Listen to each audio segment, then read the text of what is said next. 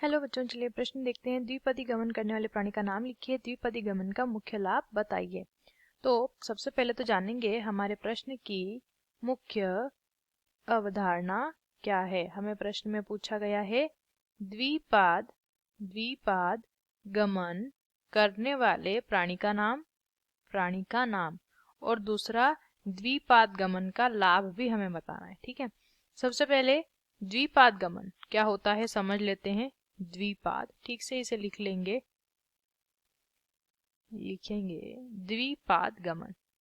द्विपाद गमन का सीधा सीधा अर्थ होता है दो पैरों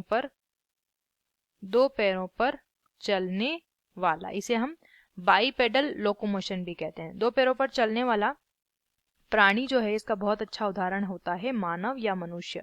मानव दो पैरों पर चलता है। ठीक है, तो अगर दूसरे प्राणियों की अगर हम बात करते हैं तो चारों पैरों पर वो चलते हैं।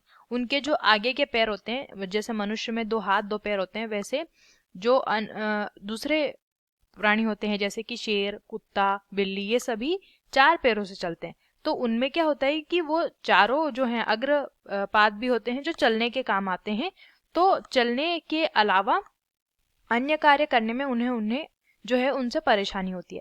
अगर हम यहाँ पे मानव की बात करेंगे तो द्विपाद चलन का या द्विपाद गमन का सबसे बड़ा लाभ ये होता है कि मानव दो पैरों से चलता है, दो पैरों का प्रयोग चलन के लिए करता है और उसके बचे हुए जो दो हाथ हैं, जैसे कि जानवरों में वो अपने अग्रपाद का इस्तेमाल चलने के लिए पैरों के समान ही करते हैं, लेकिन मनुष्य में जो हाथ होते हैं उनका प्रयोग वो अन्य कार्य करने के लिए भी उन दो हाथों का प्रयोग कर सकता है। दो पैरों के चलन का सबसे बड़ा ये लाभ होता है कि हाथों का प्रयोग बहुत आसानी से हो जाता है। चलने में हाथों का प्रयोग मनुष्य को नहीं करना पड़ता। साथ ही साथ दो पैरों के चलन की वजह से मनुष्य सीधा खड़ा रह सकता है। आशा करते हैं आपको इस प्रश्न का उत्तर समझ आया होगा। धन्यवाद।